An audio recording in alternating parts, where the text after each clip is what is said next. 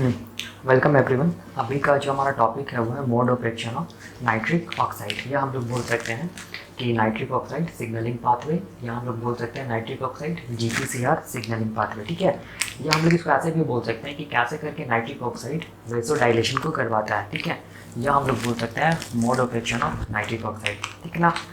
तो अभी हम लोग ये टॉपिक को देखेंगे। ठीक है, और इसमें हम लोग देखेंगे कैसे करके नाइट्रिक ऑक्साइड और जीपीसीआर सिग्नलिंग जो होता है ना वो कैसे करके काम करते हैं एक साथ मिलकर, ये भी हम लोग देखेंगे। ठीक है, लेकिन इससे पहले हम लोग लास्ट लेक्चर में हम लोगों ने क्या देखा था? हम लोगों ने देखा था बेसिक आइडिया ऑफ क्या चीज़, नाइट्रिक ऑक्साइड। ये हम लोगों ने देखा था। ठीक है ना, मैं उस वीडियो का लिंक दे दूंगा, आप लोग उस वीडियो को देख लेना। ठीक है, तो देखो जब भी कभी हम लोग ये पढ़ेंगे ना mode of action of nitric oxide, ठीक है, तो हमेशा याद रखना इस चीज़ को कि नाइट्रिक ऑक्साइड का मेन काम क्या चीज़ है? वेसोडाइलेशन कराना। ठीक है ना, वेसोडाइलेशन कराना।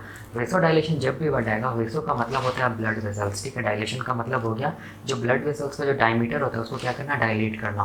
ठीक ना, इसको हम लोग बोलते हैं वेसोडाइलेशन, या हम लोग इन अदर वर्ड्स बोल सकते हैं रिलैक्सेशन ऑफ क्या चीज़? Blood vessels. ठीक है ना, तो वेसोडाइलेशन या हम लोग बोलेंगे रिलैक्सेशन ऑफ ब्लड वेसल्स को करवाता कौन है?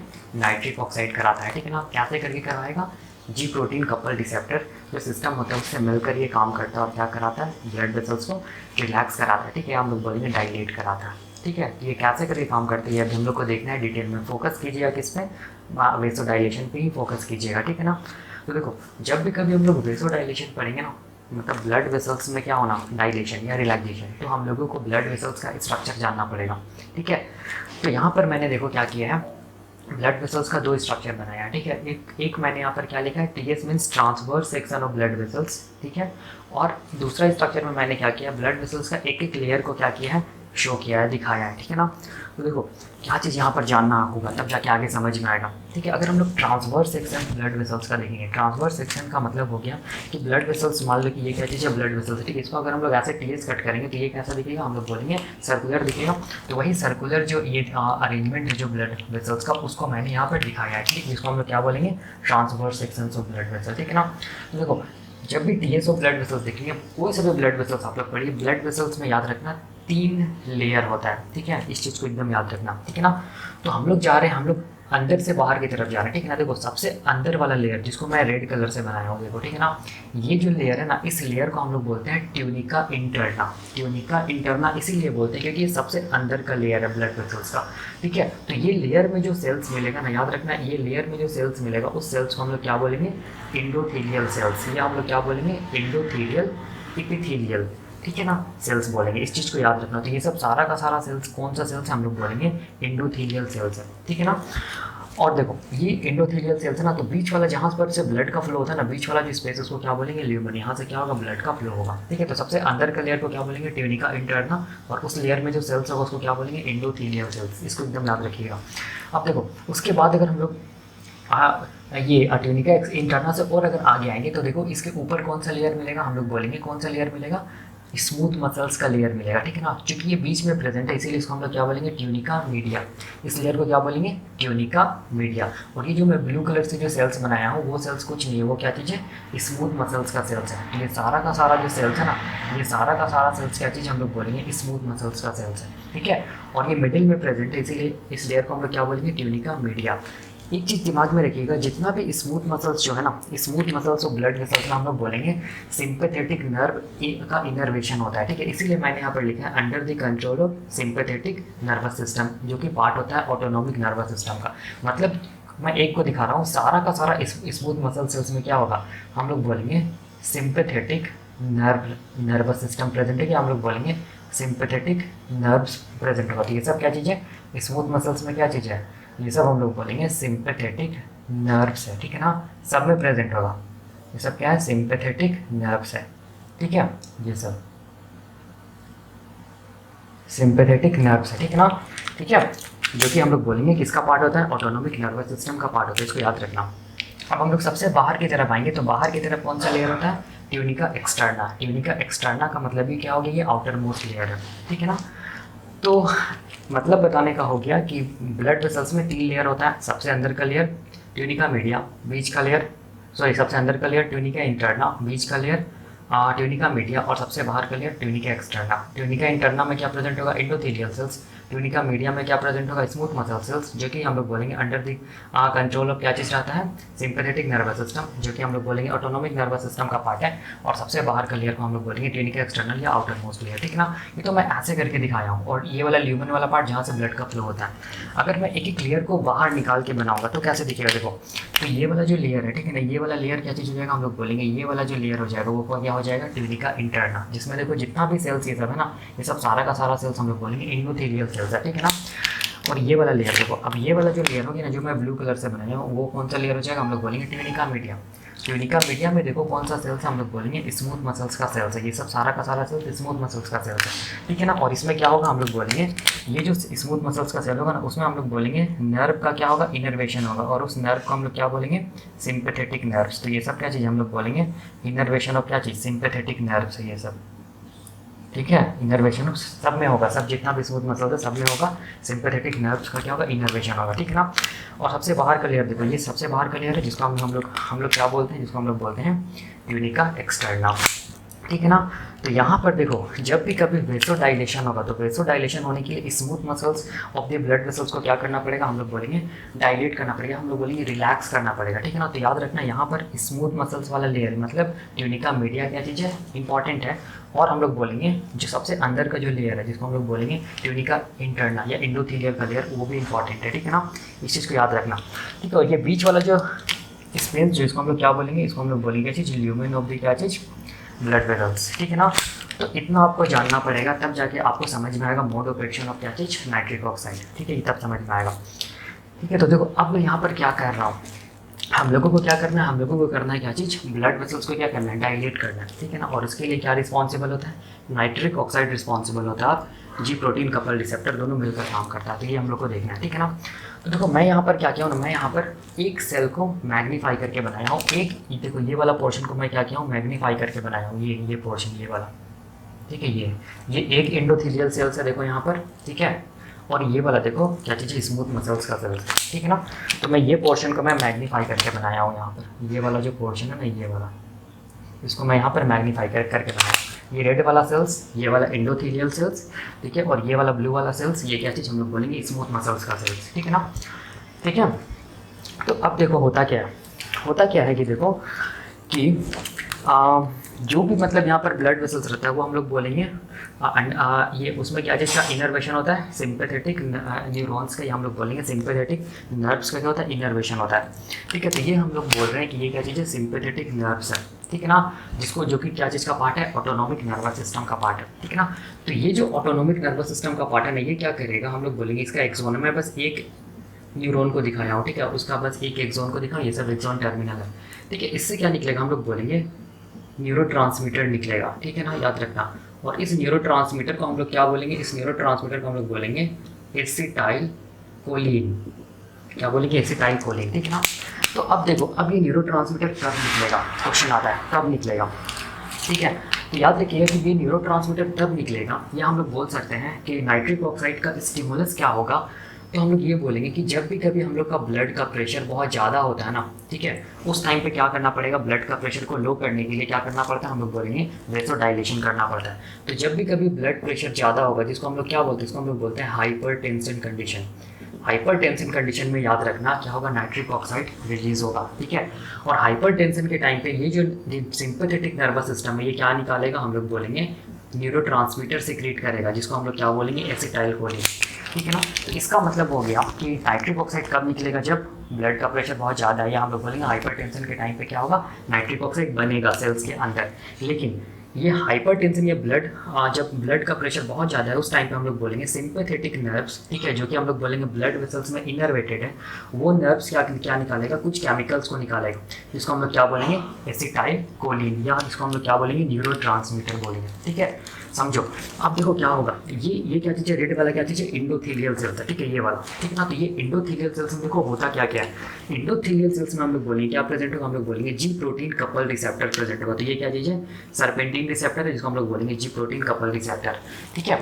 तो ये वाला जो पोर्शन है ना, ये वाला हम लोग बोलेंगे रिसेप्टर का पार्ट है, ठीक है ना। हाँ, ये रिसेप्टर का पार्ट, ये क्या चीज़ है, बाइंडिंग साइट है, इसको हम लोग क्या बोलेंगे, जी प्रोटीन कपल रिसेप्टर, ठीक है ना। देखो, तो और जी प्रोटीन यहाँ पर जी प्रोटीन कपल रिसेप्टर, ये रिसेप्टर है सर्पेंटीन रिसेप्टर, 7 ट्रांसमेम्ब्रेन रिसेप्टर है, और इसके साथ क्या जुड़ा हुआ है, जी प्रोटीन जुड़ा हुआ है। देखो तो यहाँ पर जो जी प्रोटीन रहेगा ना, वो याद रखना जी अल्फा नॉट के फॉर्म में रहेगा। ठीक है, यहाँ पर जो जी प्रोटीन होगा वो भी हम लोग बोलेंगे हेट्रोट्राइमेरिक होगा, उसमें भी अल्फा बीटा गामा सब यूनिट होगा, लेकिन उसमें जो अल्फा सब यूनिट होगा ना, वो हम लोग बोलेंगे जी अल्फा नॉट के फॉर्म में होगा। ठीक है ना, और ये अल्फा सब यूनिट के साथ क्या जुड़ा हुआ रहेगा, जीडीपी जुड़ा हुआ रहेगा। और जब तक जी प्रोटीन के साथ जीडीपी जुड़ा हुआ है तब तक हम लोग बोलेंगे ये रिसेप्टर क्या चीज़ है, इनएक्टिवेट है या इनएक्टिव है। ठीक है, और ये हम लोग बोलेंगे एंजाइम जिसको हम लोग बोलेंगे फोस्फोलाइपेज सी। क्या बोलेंगे, फोस्फोलाइपेज सी। तो ये सारा स्ट्रक्चर क्या चीज़ का हम लोग बोलेंगे, जी प्रोटीन कपल रिसेप्टर का। ठीक है ना, तो अब देखो होता क्या है, होता ये है कि जब भी कभी हाइपरटेंशन कंडीशन आता है या हम लोग बोलेंगे ब्लड प्रेशर बहुत ज़्यादा आता है, तो सिंपैथेटिक नर्व क्या होता है, ब्लड वेसल्स का हम लोग बोलेंगे वो एक्टिवेट हो जाता है। वो एक्टिवेट होने के बाद वो क्या सिक्रेट करता है, न्यूरोट्रांसमीटर सिक्रेट करता है। तो ये जो न्यूरोट्रांसमीटर या जो केमिकल है, ये लाइगेंड का काम करता है। ये केमिकल किससे बाइंड करेगा, हम लोग बोलेंगे कौन से रिसेप्टर से, जी प्रोटीन कपल रिसेप्टर से बाइंड करेगा, जो कि कहाँ प्रेजेंट है, हम लोग बोलेंगे इंडोथीलियल सेल्स के प्लाज्मा मेम्ब्रेन में प्रेजेंट है। ये वाले सेल्स के प्लाज्मा मेम्ब्रेन में प्रेजेंट है। जैसे ही हम लोग बोलेंगे एसिटाइल कोलिन या लाइगेंड बाइंड करेगा, तो क्या होगा, हम लोग बोलेंगे क्या होगा, ये रिसेप्टर में कॉन्फर्मेशनल चेंज होगा।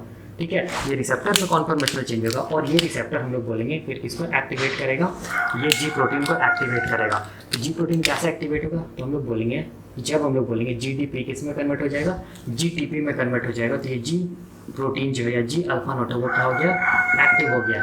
तो ये एक्टिव कैसे हुआ, तो हम लोग बोलेंगे ये जो रिसेप्टर है 7 ट्रांसमेम्ब्रेन रिसेप्टर, इसके पास हम लोग बोलेंगे GEF एक्टिविटी है। मतलब हम लोग बोलेंगे गुआनोसाइन न्यूक्लियोटाइड एक्सचेंज फैक्टर का क्या है, एक्टिविटी है। और जब भी GEF काम करेगा तो GEF का काम क्या है, जीडीपी को किसमें कन्वर्ट कर देना, जीटीपी में कन्वर्ट कर देना। तो यहाँ पर इनिशियली क्या था, जीडीपी था, तब रिसेप्टर इनएक्टिव था। जैसे ही हम लोग बोलेंगे लाइगेंड या न्यूरोट्रांसमीटर बाइंड किया, तो ये रिसेप्टर का गैप एक्टिविटी एक्टिवेट हो गया, और ये क्या किया, जीडीपी को किस में कन्वर्ट कर दिया, जीटीपी में कन्वर्ट कर दिया। तब जाके हम लोग बोलेंगे जो जी प्रोटीन है वो क्या हो गया, एक्टिव हो गया। ठीक है ना, जैसे ही जी प्रोटीन एक्टिव होगा तो हम लोग बोलेंगे अब ये जी प्रोटीन अपने बगल वाला एंजाइम को क्या करेगा, एक्टिव करेगा, जिसको हम लोग क्या बोलेंगे, फॉस्फोलाइपेज सी बोलेंगे।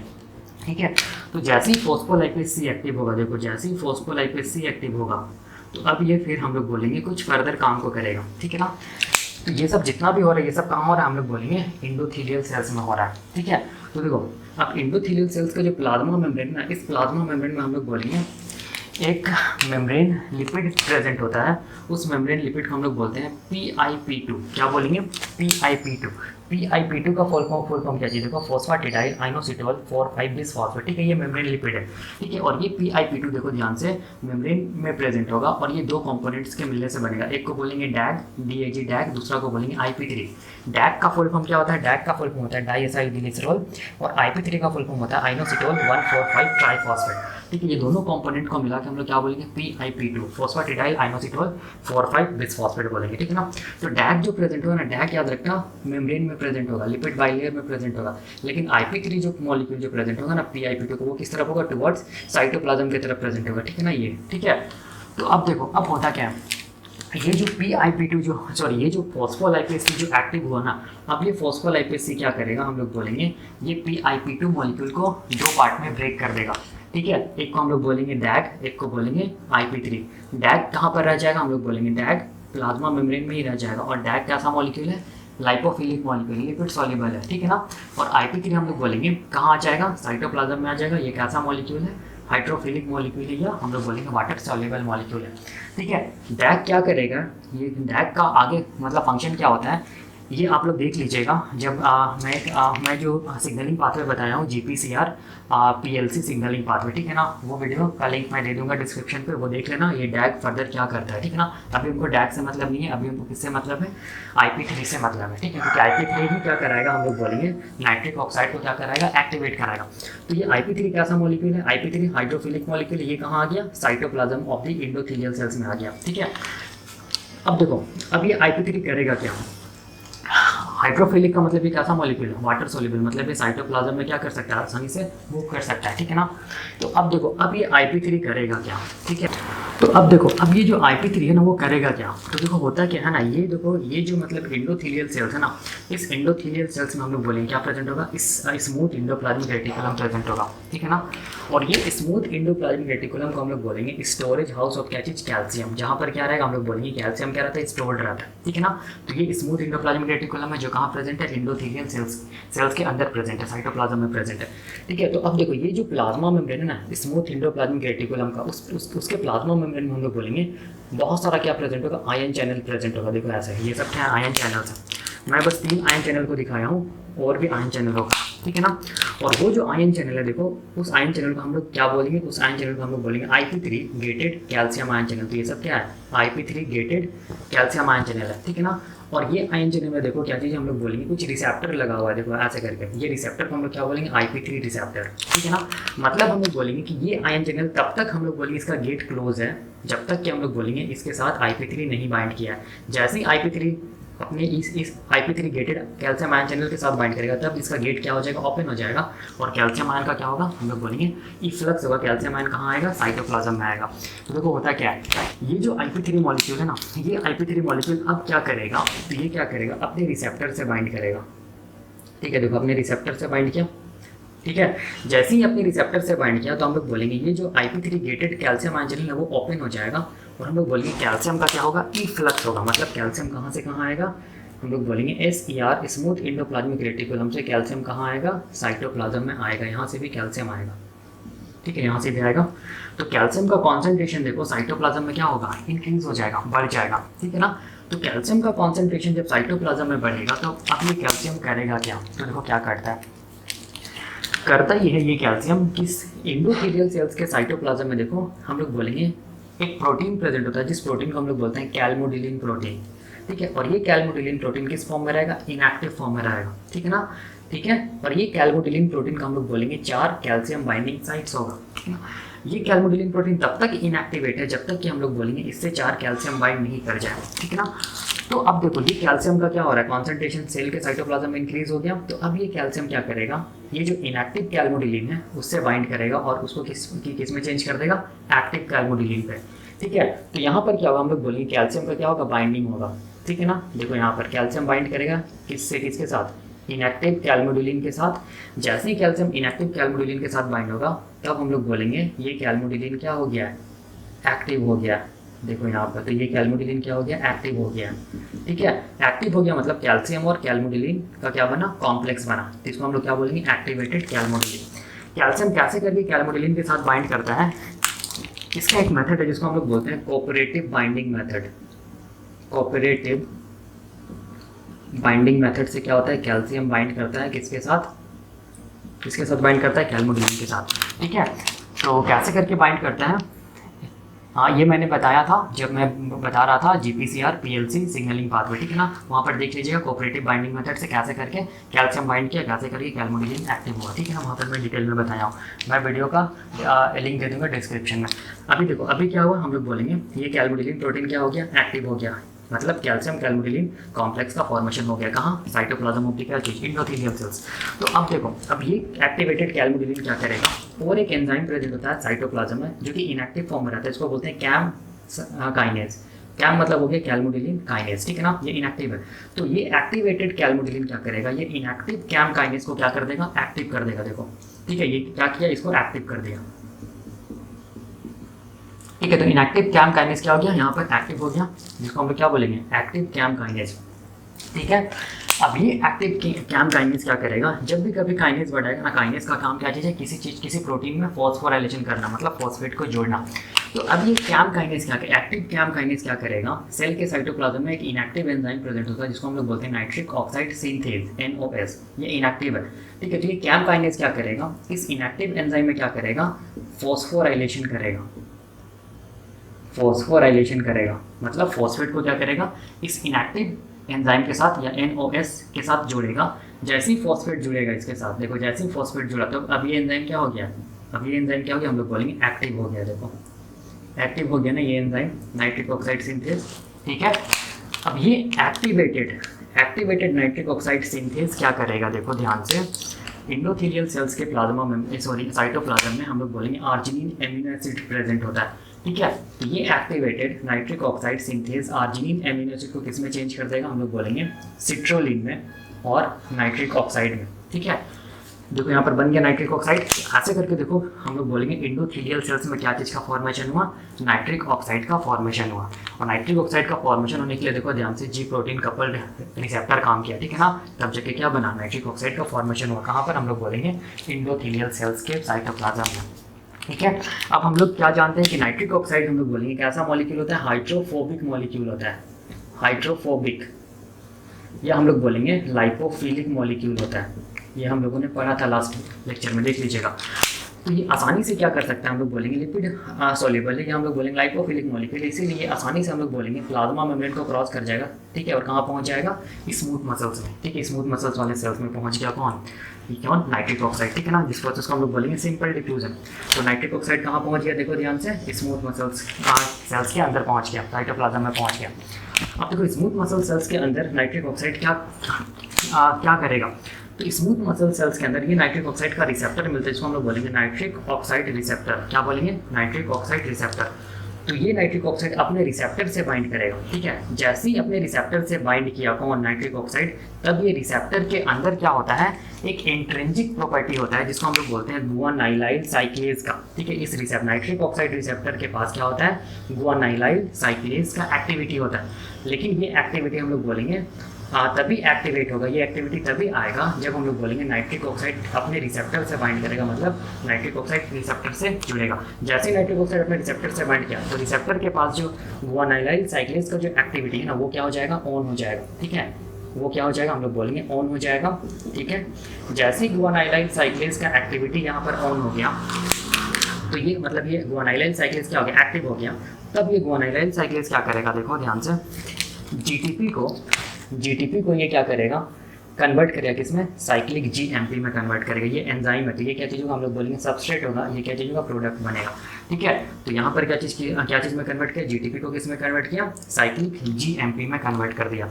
कौन, हम लोग बोलेंगे गुआनाइलाइल साइक्लेज। अब ये साइक्लिक जीएमपी क्या करेगा, फर्दर हम लोग बोलेंगे प्रोटीन काइनेज जी एक एंजाइम होता है, उसको एक्टिव करेगा। ठीक है, जैसे ही प्रोटीन काइनेज जी एंजाइम एक्टिव हो जाएगा, ठीक है, तो ये काइनेज ये भी क्या करेगा, फर्दर काम करेगा, कैसे करके, फॉस्फोराइलेशन करके।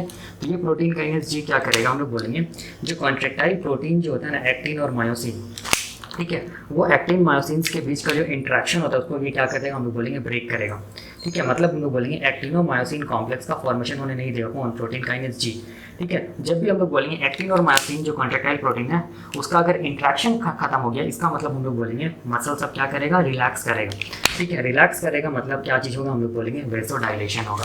ठीक है, तो ऐसे करके देखो ध्यान से, क्या चीज़ हम लोग बोलेंगे, काम किया, नाइट्रिक ऑक्साइड जीपीसीआर के साथ मिलकर काम किया, तब देखिए क्या हुआ, वेसोडाइलेशन हुआ।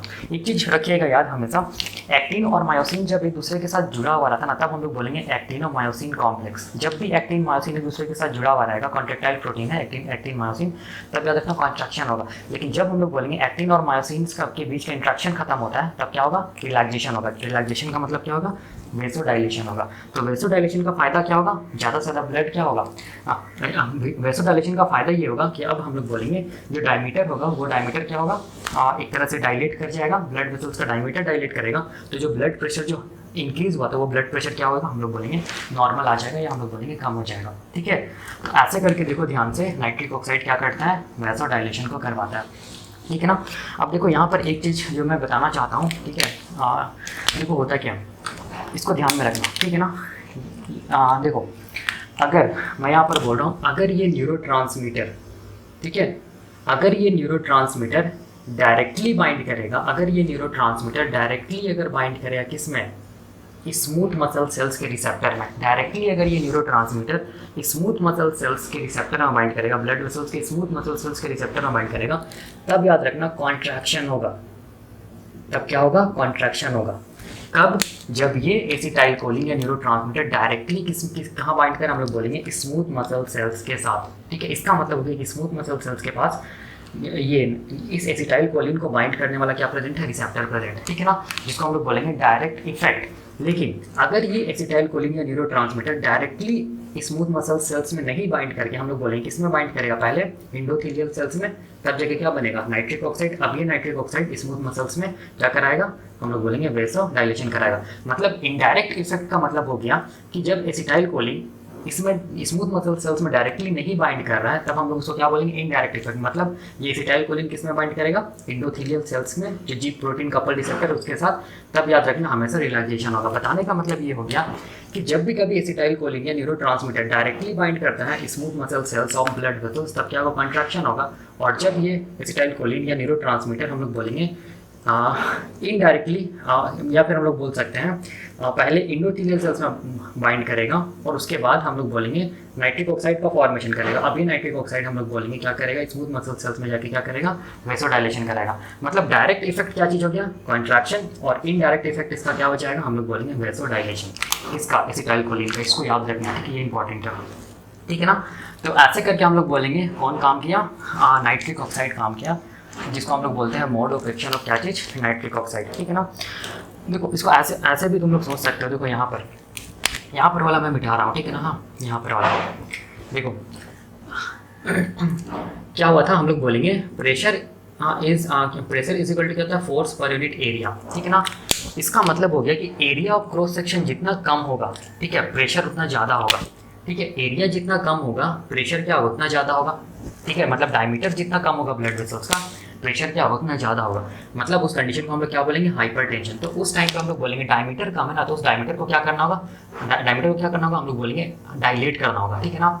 ठीक है, तब जाके ब्लड प्रेशर क्या होगा, नॉर्मल होगा, ठीक है। क्योंकि तुम लोग खुद देखो कि ये नाइट्रिक ऑक्साइड का काम क्या चीज़, हम लोग बोलेंगे बीपी जो होता है ना, जो हाई मतलब जो हाइपरटेंशन होती है, बहुत ज़्यादा बीपी जो बढ़ा हुआ रहता है, तो उस टाइम उस बीपी को ये क्या करता है, कम करता है। तो कैसे करके कम करता है, बीपी कब बढ़ेगा, जब हम लोग बोलेंगे ब्लड वेसल्स का डायमीटर क्या हो जाए, बहुत कम हो जाए, ठीक है। एरिया ऑफ क्रॉस सेक्शन बहुत कम हो जाए, तो ब्लड प्रेशर क्या हो जाएगा, इंक्रीज कर जाएगा, ठीक है, इस फॉर्मूला के अकॉर्डिंग। तो अगर एरिया को अगर हम लोग डायलेट कर दें, ठीक है, अगर एरिया को हम लोग डायलेट कर दें तो प्रेशर क्या हो जाएगा, बट वैसे कम हो जाएगा, ठीक है। तो नाइट्रिक ऑक्साइड का काम यही है कि वो क्या करता है, वेसोडाइलेशन करता है, और क्या करता है, ब्लड प्रेशर को क्या करता है, रिड्यूस करता है, ठीक है ना। तो यही होता है हम लोग बोलेंगे नाइट्रिक ऑक्साइड का काम, ठीक है। तो नेक्स्ट लेक्चर में हम लोग कुछ फिजियोलॉजिकल ये देखेंगे, इफेक्ट देखेंगे नाइट्रिक ऑक्साइड का, ठीक है ना। तब तक के लिए थैंक यू।